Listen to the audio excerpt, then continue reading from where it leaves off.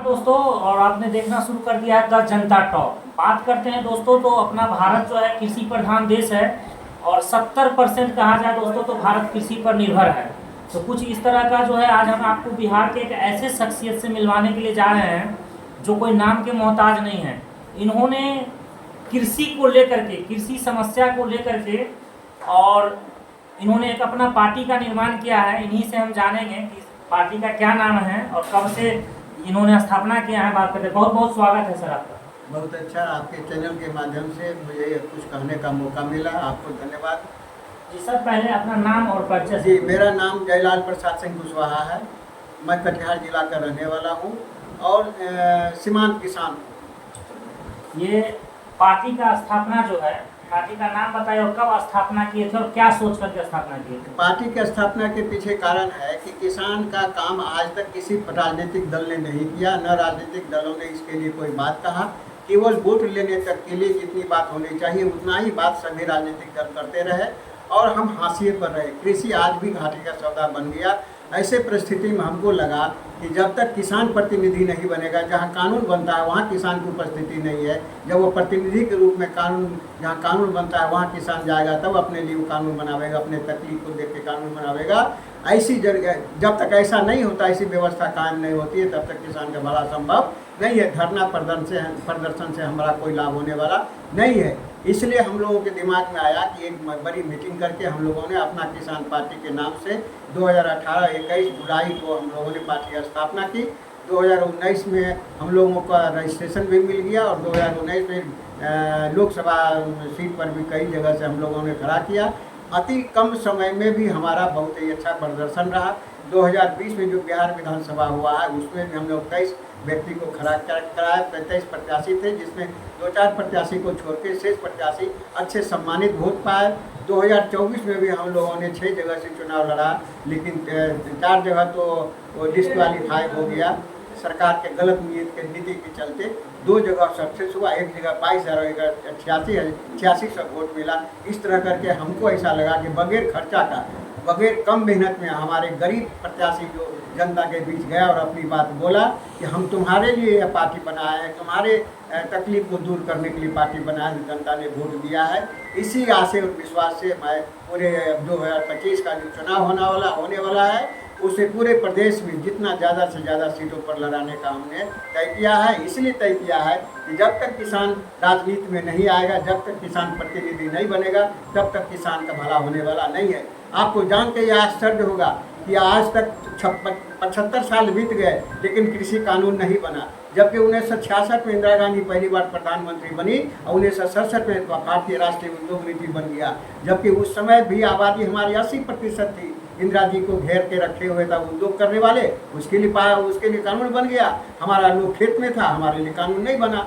जब तक हम प्रतिनिधि के रूप में वहाँ नहीं पहुँचते तब तक नहीं होगा। आपको और बेहद आपको आश्चर्य होगा, चिंता होगी, रोना आता है, आँख बोलने पर हमारे रूंगटे खड़े हो जाते हैं कि 16 प्रधानमंत्री देश ने दिया, लेकिन किसी 16 प्रधानमंत्री से किसी भी पार्टी के प्रधानमंत्री ने कृषि नीति बनाने का सोचा तक नहीं। इसलिए नहीं सोचा कि ये कृषि करने वाले लोग जो बड़ी संख्या में है इसको दबोच के रखो, इसके वो जो है इस तरह करके निचोड़ कर रखो कि उसके रस को पीना है और इसको सिट्ठी बना के रखना है। वही हाल हमारा है और इसको दूर करने के लिए भारत में पहली बार अपना किसान पार्टी बनी है, जो निछक्का, जो 70% आबादी है, जो देश को मजबूती देता है, उत्पादन करता है, उसी के जो छोटे छोटे किसान हैं, ठेला वाले हैं, रिक्शा वाले हैं, ये सब्जी बेचने वाले हैं, उसी का बेटा सरहद पर देश की सुरक्षा करता है और वो खेत में अनूप जा करके अपने बात हत्या करने के लिए तैयार है। इसकी न सुनी गई आज तक और अब पहली बार है जो कि हमारी अपना जो हमारा किसान पार्टी है, तमाम जो हमारी कृषि व्यवस्थाएं में परेशानियां हैं, तकलीफ है, उसको जैसे वन्य जीव हमारे फसलों को नष्ट करता है, उसके लिए हमने मसौदा निकाला है। फसल ये बाढ़ से हमारी फसल क्षति होती है, उसके लिए हमने मसौदा निकाला है। हमारी फसल का उत्पादन का दाम नहीं लगता है, उसके लिए हमने मसौदा निकाला है।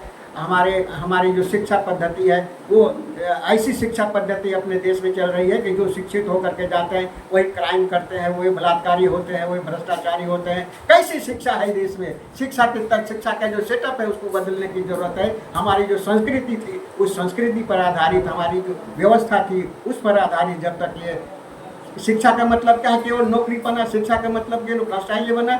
शिक्षा का मतलब एक योग्य और परोपकारी मनुष्य तैयार करना। इस पर भी हमारी नज़र है, इस पर भी हमारी पार्टी काम करेगी। और इतना ही नहीं, अपने देश में जो आप देखते हैं देश की सुरक्षा के सवाल पर, सार्क देश में हमारा भी देश आता है, भारत में देश आता है। 8 देश है जो सार्क देश है। सार्क देश के साथ हमारी दुश्मनी चल रही है। सार्क देश के साथ हमारा अच्छा बनाव नहीं है, उसके साथ मित्रता नहीं है। तो फिर सार्क देश बनाया क्यों? सार्क देश बनाया तो उसके साथ मित्रता करो। ये सुरक्षा के सवाल पर हमारा मतलब है। अभी हम नेपाल से लड़ जाते हैं, पाकिस्तान से लड़ जाते हैं, बांग्लादेश से नहीं लड़, जिसको हमारा भारत ने निर्माण किया, बनाया, उससे हमारी लड़ाई हो रही है। ये क्या मामला है? ये मामला केवल इसलिए है कि तमाम जो राजनीतिक करने वाले लोग हैं इस तरह के जनता के भावना के साथ खिलवाड़ करके यह कह करके कि हमको जगह नहीं लाओगे तो देश तकलीफ में पड़ जाएगा और अपना सीट और अपना फिर से विजय होने का एक रास्ता तैयार करते हैं। हमको गुस्सा दिलाते हैं और गुस्सा दिला करके वो वोट लेते हैं। मेरे प्रयोजन के लिए, मेरा जो तकलीफ है जीवन में, मेरा जो प्रयोजन है, उस प्रयोजन पर न उसने कभी हमको कहा, न कभी हमको सुधार करने की बात कहा, न हमने उसको कहा। हम बगैर सोचे समझे प्रतिनिधि चुनते रहे और हम वोट देते रहे। वो मेरे लिए कभी कुछ नहीं करने का काम किया। इसलिए यह पहला अवसर है भारत में कि हम जब वोट देते हैं तो हम उसके पहले यह सोचें कि मेरा जो जीवन का जो सवाल है, जीवन का जो मामला है, हमारा जो सेटअप है, उस सेटअप को बेहतर करने के लिए कौन पार्टी तैयार है। जो पार्टी तैयार है हम उसको वोट देंगे। अदरवाइज आप मेरे कहाँ से जाओ, हम आपको वोट नहीं दे सकते।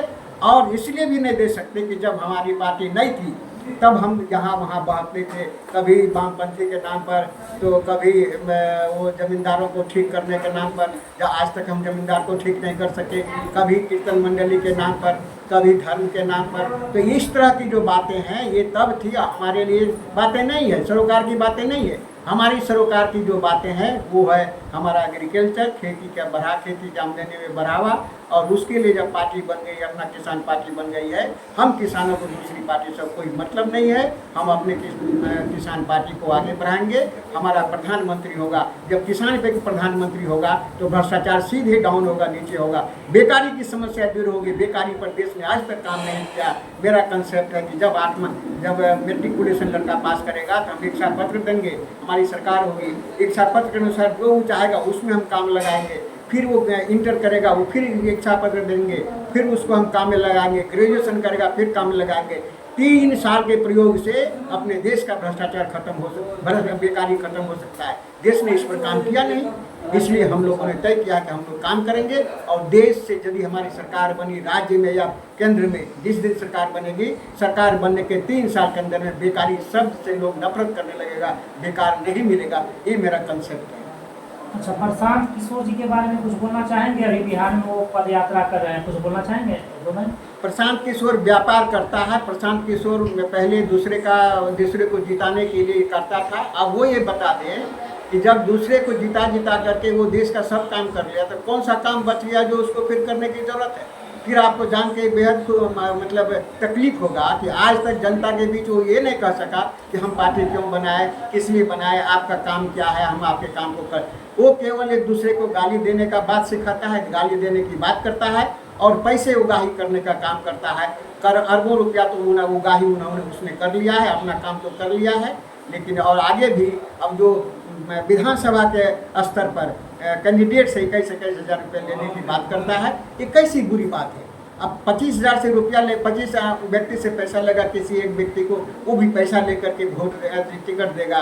ये पैसा उगाही नहीं तो क्या है? नहीं तो वो बताए कि जनता को किस बात की ज़रूरत है, क्यों आपने पार्टी बनाया, जनता को आप क्या देंगे? यही देंगे ना कि हम दारू खोल देंगे, दारू खोल करके उस पैसे से हम शिक्षा कराएंगे। जब दारू खोल ही दोगे तो शिक्षा क्या कराओगे?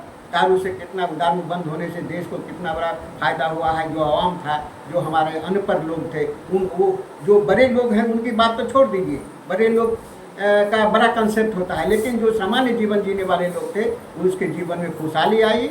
और उसके बावजूद भी ऐसे अच्छे काम का वो विरोध कर रहा है। वो नकारा व्यक्ति है, वो किसी काम का व्यक्ति नहीं है, राजनीति से उसको समझ में कुछ आता नहीं है, राजनीति वो जानता भी नहीं है। अच्छा, कुछ किसानों का दर्द है कि अभी तक जो 2015 के बाद जो केसीसी लोन लिया है बिहार में, खास करके दूसरे प्रदेश का तो हम बात नहीं करेंगे, तो सरकार को क्या पूरा अभी तक जो केसीसी लिया जो नहीं चुका, जो किसान नहीं चुका पाया है, क्या सरकार को आप मैसेज देना चाहेंगे कि उसको चुका देना चाहिए? जो बैंक से लोन लिया है, जो गरीब है, जो नहीं चुका पाया, उसके लिए कुछ बोलना चाहेंगे आप?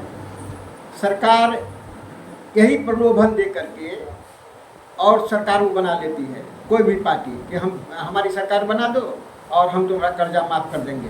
अरे ये जो है एक छलावा है, कर्ज माफ़ करना एक छलावा है और सत्ता में बने रहने का एक तरकीब है।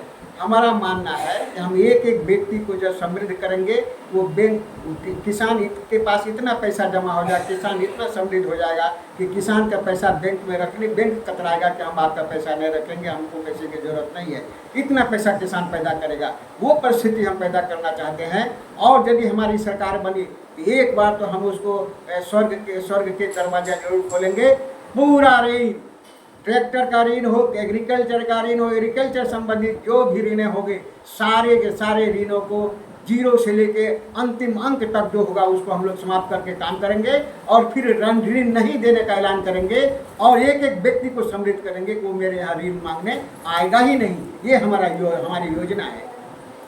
अच्छा, अंत में जाते जाते एक बात और बोलना चाहेंगे, जो किसान आपके वीडियो को देख रहे हैं, जो अनपढ़ हैं, जो किसान मजदूरी करते हैं, उनको क्या अपने तरफ से शॉर्ट में संदेश देना चाहेंगे? बहुत अच्छा आपने सवाल किया है। मैं उन तमाम किसान भाइयों को यह संदेश देना चाहेंगे कि अपने आप में आप संगठन बनाइए और आप सभी किसान हैं, जो खेत में काम करते हैं वो किसान हैं। मजदूर का यहाँ कोई प्रश्न मत करिए, इसलिए कि मजदूर का क्या कंसेप्ट है, जो मजबूर है वो मजदूर है।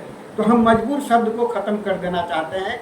जो हम 10 बीघा खेती का जोदार है, हम बाहर में घूमते रहते हैं, हमारा जो काम करके ला देता है उसको हम मजदूर कहते हैं। वही किसान है जिसने हमको धान उपजा के ला दिया, मखाना उपजा के ला दिया, भिंडी तोड़ के ला दिया, टमाटर तोड़ के ला दिया, आलू खा के ला दिया, वही तो मेरा किसान है। उन तमाम किसानों को हम यह कहना चाहते हैं कि सबसे पहले तो आप अपने में संगठन बनाइए, जाति धर्म को छोड़ के। किसान एक जाति है, खेत नहीं उपजेगा खाओगे क्या?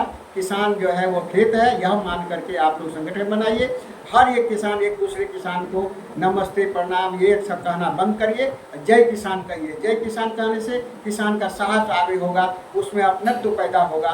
ये सबसे पहला हम संदेश देना चाहेंगे। और हम चाहेंगे कि जहाँ कहीं जिस क्षेत्र से हमारे किसान पार्टी के कैंडिडेट खड़ा हो, उसको आप बहुमत अपना पूर्ण बहुमत दे करके उसको सरकार में लाइए, जिससे कि आपका भला आपकी बात को वो सरकार में रखेगी, करेगी।